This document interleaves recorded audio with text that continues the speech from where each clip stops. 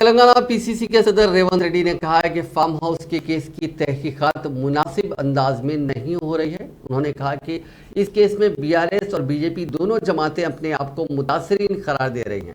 तो ऐसे में इस केस के मुलजिम कौन है? गांधी भवन में मीडिया के साथ गैर रस्मी बातचीत करते हुए रेवंत रेड्डी ने फार्म हाउस केस पर कई शुकूक व शुबहात का इजहार किया। उन्होंने कहा कि जुर्म का इर्तिकाब होने का इल्जाम लगाने वाली बीआरएस हुकूमत का कहना है कि वो खुद ही इस केस की तहकीकात करेगी, जबकि दूसरी तरफ फार्म हाउस में किसी किस्म का जुर्म ना होने का दावा करने वाली बीजेपी सीबीआई तहकीकात पर जोर दे रही है, जो मजहब का कैद है। रेवंत रेड्डी ने सवाल किया कि बीजेपी के कायदीन एसआईटी की तहकीकात से क्यों गायब हैं और बीआरएस के कायदीन सीबीआई तहकीकात से क्यों डर रहे हैं। उन्होंने इल्जाम लगाया कि दोनों जमातें अपने सियासी मफाद के लिए तहकीकाती इदारों का गलत इस्तेमाल कर रही हैं। रेवंत रेड्डी ने कहा कि फार्म हाउस के केस में कांग्रेस पार्टी भी इम्प्लीट पिटीशन दाखिल करने के मसले पर गौर कर रही है। उन्होंने कहा कि इस केस में मुतासरीन के तौर पर पेश किए जाने वाले बीआरएस के 4 अरकान असेंबली में से 3 का ताल्लुक कांग्रेस से है, जिन्होंने पार्टी तब्दील की और वो भी बदनवानियों के दायरे में आता है।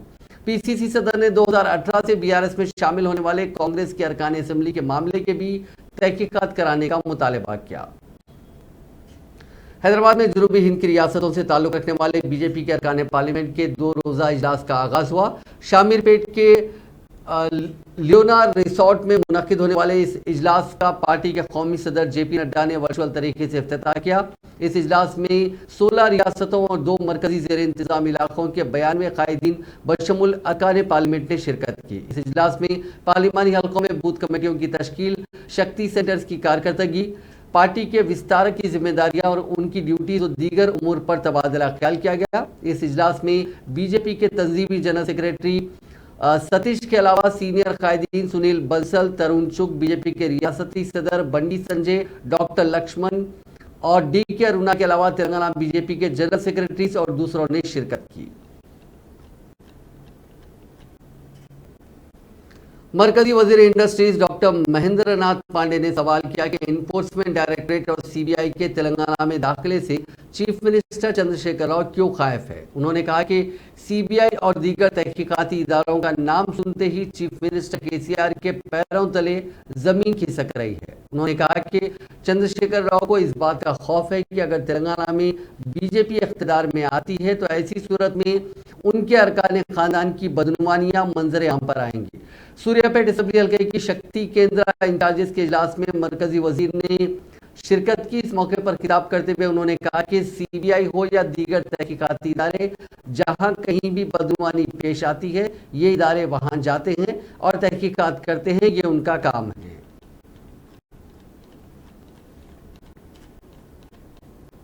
रियासती हुकूमत ने नए डीजीपी के तकर्रुर के लिए 5 सीनियर आईपीएस ओहदेदारों के नामों की फहरिस्त यूनियन पब्लिक सर्विस कमीशन को रवाना कर दी। मौजूदा डीजीपी महेंद्र रेड्डी 31 दिसंबर को सुबुकदोश होने वाले हैं, जिसके पेश नज़र नए डीजीपी के तकर्रुर के इक़दाम शुरू हो गए हैं। ज़राए के मुताबिक रियासती हुकूमत ने आईपीएस ओहदेदारों की सीनियरिटी की बुनियाद पर 5 ओहदेदारों के नाम यूपीएससी को रवाना किए हैं, जिनमें 1990 बैच से ताल्लुक रखने वाले मौजूदा एसीबी के director general Anjani Kumar, 1989 batch से ताल्लुक रखने वाले मौजूदा प्रिंसिपल सेक्रेटरी महकमा दाखिला रवि गुप्ता और 1991 बैच से ताल्लुक रखने वाले मौजूदा कमिश्नर पुलिस हैदराबाद सीवी आनंद, एडिशनल डीजी जितेंद्र और राजीव रतन शामिल है। जराये ने बताया कि इन 5 ओहदेदारों में 3 ओहदेदारों के नामों की यूपीएससी रियासती हुकूमत को सिफारिश करेगी। यूपीएससी की सिफारिश की बुनियाद पर हुकूमत को नए डीजीपी का तकर्रुर करना होगा। 1-2 दिन में नए डीजीपी के नाम का ऐलान मुतवक्को है। रियासत के मुख्तलिफ अजला में बिल्स की अदम अदायगी पर बरहम कई सरपंचों ने जिला परिषद के दफातर पर धरना दिया और बाज़ अजला में सरपंचों ने इज्तिमाई तौर पर इस्तीफा भी पेश कर दिया, जिनमें हुक्मरान जमात बीआरएस के सरपंच भी शामिल हैं। आदिलाबाद जिले के नारनूर एमपीडीओ ऑफिस में बीआरएस के सरपंचों ने एक इजलास मुनक्किद करते हुए इस बात की तशवीश का इजहार किया कि रियासती हुकूमत की जानिब से फंड जारी न किए जाने पर उन्हें काफ़ी माली मुश्किलात का सामना है। वो काफ़ी मखरूज हो गए हैं। वक्त पर बिल्स अदा ना करने की वजह से वो परेशान है और इस्तीफा देने पर मजबूर है। इसी तरह हनमकुंडा जिला कलेक्ट्रेट के सामने कई ग्राम पंचायत के सरपंचों ने धरना दिया। उन सरपंचों ने शिकायत की कि 9 महीने से हुकूमत फंड्स जारी नहीं कर रही है। केसीआर हुकूमत सरपंचों की जिंदगियों से खेल रही है। उन्होंने जिला कलेक्टर को एक याददाश्त पेश करते हुए मुतालबा किया कि मरकजी हुकूमत की जानिब से ग्राम पंचायतों को दिए गए फंड्स को फौरी जारी किया जाए। Chief minister Andhra Pradesh Y Jagan Mohan Reddy ने चाशुम्बे को कौमी दारुल हुकूमत दिल्ली में वजीर आजम नरेंद्र मोदी से मुलाकात की। रवां साल वजीर आजम से जगन मोहन रेड्डी की यह चौथी मुलाकात है। अगस्त की मुलाकात के दौरान चीफ मिनिस्टर आंध्र प्रदेश ने समझा जाता है कि वजीर आजम से रियासत के मुख्तलिफ मसाइल बशमुल फंड्स की इजराई के उमूर पर बातचीत की। अप्रैल में भी चीफ मिनिस्टर आंध्र प्रदेश ने वजीर आजम को रियासत के कई ज़ेर इल्तवा मसाइल से वाकिफ करवाया। ज़राए ने बताया कि जगन मोहन रेड्डी ने वजीर आजम से ख्वाहिश की कि वो आंध्र प्रदेश की फराख दिलाना मदद करे, क्योंकि तकसीम के बाद से ये रियासत कई माली मसाइल का सामना कर रही है और आंध्र प्रदेश तंजीम जदीद कानून के वादों के तहत इस रियासत की खातिर ख्वाह मदद नहीं की जा रही है। तेलुगु देशम पार्टी ने आंध्र प्रदेश में 2024 के असेंबली इंतखाबात की तैयारी करते हुए चाशुम्बे को ऐलान किया कि उसके जनरल सेक्रेटरी एन लोकेश 27 जनवरी से रियासत गिर पदयात्रा करेंगे। तेलुगु देशम पार्टी के कौमी सदर और साबिक chief minister N Chandrababu Naidu के फर्जंद लोकेश 400 दिन में कुप्पम से इच्छापुरम तक 4000 किलोमीटर का अहाता करेंगे। पार्टी ज़राए ने बताया कि इस यात्रा के दौरान नौजवानों से मुलाकात करते हुए उनकी आरा हासिल की जाएगी। तेलुगु देशम पार्टी आंध्र प्रदेश यूनिट के सदर अच्चम नायडू ने कहा कि पदयात्रा के दौरान लोकेश समाज के मुख्तलिफ तबकात से ताल्लुक रखने वाले अवाम से भी मुलाकात करेंगे और पदयात्रा का आगाज कुप्पम से होगा, जिसकी नुमाइंदगी चंद्रबाबू नायडू करते हैं। हैदराबाद शहर के नवाह में वाक़ नारसिंगी में डेटोनेटर फटने से 3 अफराद शदीद जख्मी हो गए। ये वाक़या आउटर रिंग रोड पर काम के दौरान पेश आया। 3 रोज कबल मुतालिका कॉन्ट्रैक्टर की जानिब से सड़क के काम के लिए पत्थरों के दरमियान नस्ब किए गए 3 डेटोनेटर्स में से आज एक फट गया, जिसके नतीजे में वहां काम करने वाले बाज अफराद दौड़ पड़े। इस वाक़े में 3 अफराद शदीद जख्मी हो गए। जख्मियों को फौरी तौर पर इलाज के लिए अस्पताल मुंतकिल कर दिया गया, जहां उनका इलाज किया जा रहा है। डॉक्टरों का कहना है कि उनमें से एक की हालत तशवीशनाक है। तेलंगाना के जिले मंचिरियाल के सरकारी अस्पताल में नौज़ायदा बच्चे बदल गए। इस वाक़े से दोनों बच्चों के वालिदैन में तशवीश की लहर दौड़ गई, जिनका कहना है कि अस्पताल के स्टाफ की लापरवाही के नतीजे में यह वाक़या पेश आया। दोनों खानदानों का दावा है कि नौज़ायदा लड़का उनका है। तफसीलात के मुताबिक एक हामिला खातून, जिसकी शिनाख्त चेन्नूर से ताल्लुक़ रखने वाली ममता के तौर पर की गई, जचकी के लिए अस्पताल पहुंची। साथ ही कुमरम भीम आसिफाबाद की पावनी को जचकी के लिए इस अस्पताल में दाखिल करवाया गया। 10 मिनट के वक्फे से इन दोनों की जचकी हुई। ममता के रिश्तेदारों ने इल्जाम लगाया कि स्टाफ ने ममता को लड़के की पैदाइश की इत्तला दी, ताहम उनको लड़की थमा दी गई। दूसरी तरफ पावनी के अरकान खानदान का कहना है कि पावनी को बेटा पैदा हुआ।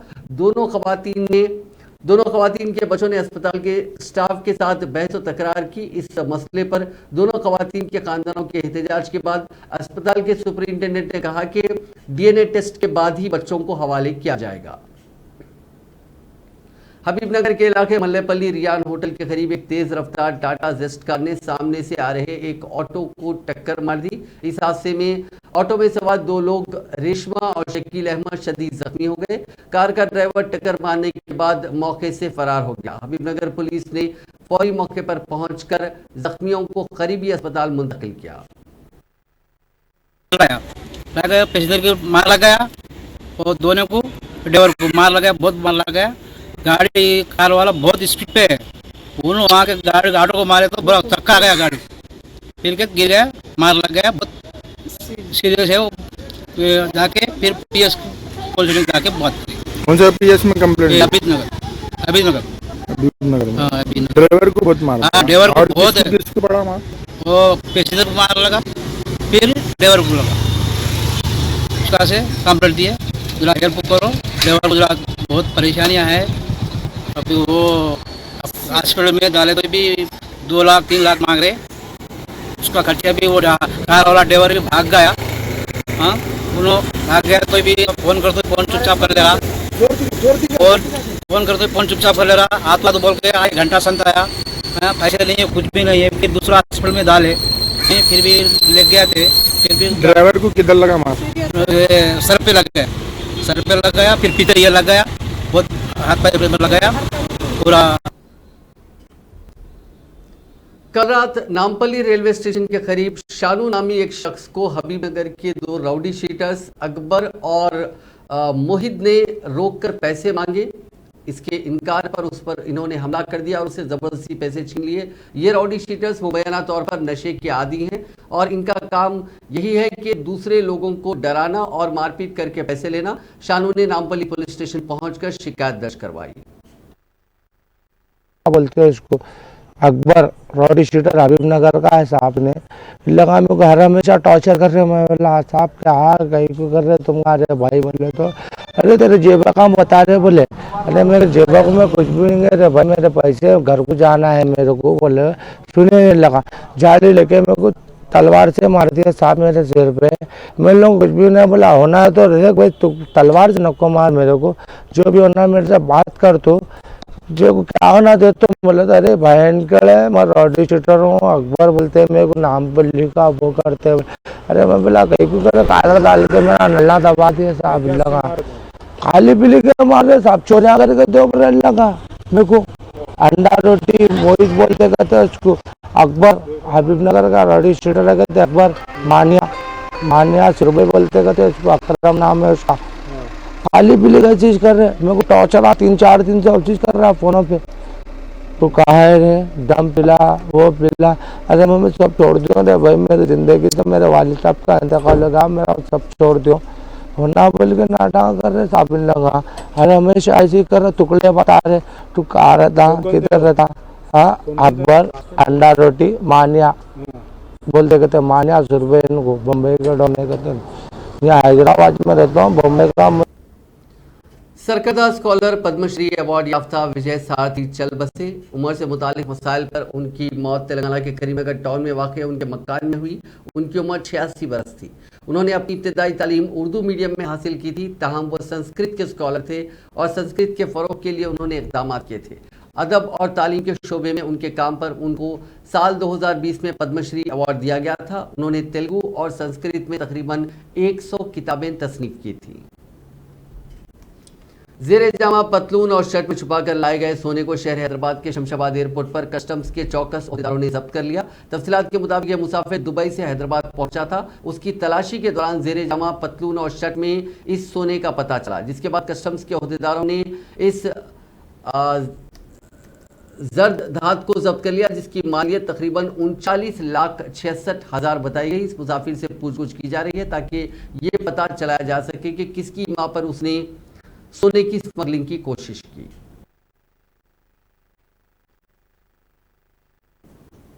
जेएनटीयू कुकटपल्ली हैदराबाद की एक तालिबा ने खुदकुशी कर ली। जरा के मुताबिक वो यूनिवर्सिटी के CSR बिल्डिंग से कूदकर अपनी जान दे दी। तालिबा की शिनाख्त मेघना रेड्डी की हैसियत से हुई, जो कंप्यूटर साइंस की तालिबा बताई गई। पुलिस को शुबा है कि मेघना रेड्डी की इस खुदकुशी खराबी सेहत की वजह से उसने की है। इस सिलसिले में कुकटपल्ली पुलिस ने एक मुकदमा दर्ज करते हुए तहकीकात का आगाज किया। పాప ఈ మధ్య కాలంలో అనారోగ్యంతో కొంచెం డిప్రెషన్కి వెళ్ళిపోయి తనలోనే ఆలోచించుకొని మరి ఇలా ఎందుకు చేసుకుందో మాకైతే అర్థం కావడం లేదు. ఈరోజే చనిపోయింది. సో ఆ పాపకి తల్లిదండ్రులకి మెయిన్ కోల్పో తల్లిదండ్రులు ఒకటే కూతురు పాపం తల్లిదండ్రులకి వాళ్ళు చాలా అల్లాడిపోతున్నారు. మేము టీచర్స్ కూడా చాలా అల్లాడిపోతున్నాం. ఎందుకంటే మాకు మంచి బ్రైట్ స్టూడెంట్ ఈరోజు లోకాన్ని విడిచి వెళ్ళిపోయింది. సో ఇలా పిల్లలు ఎందుకు డిప్రెషన్కి వెళ్తున్నారు అర్థం కావడం లేదు. నాకైతే చాలా దుఃఖంగా ఉంది. ఎందుకంటే నాకు చాలా అటాచ్మెంట్ పాప. నా శాయశక్తిలో ఆ పాపకి హెల్ప్ చేశాను. లాస్ట్ వరకు పోరాడాను బతికించుకోవాలి. नाज़रीन, इस न्यूज़ बुलेटिन में बस इतना ही। आप देखते रहिए INN चैनल।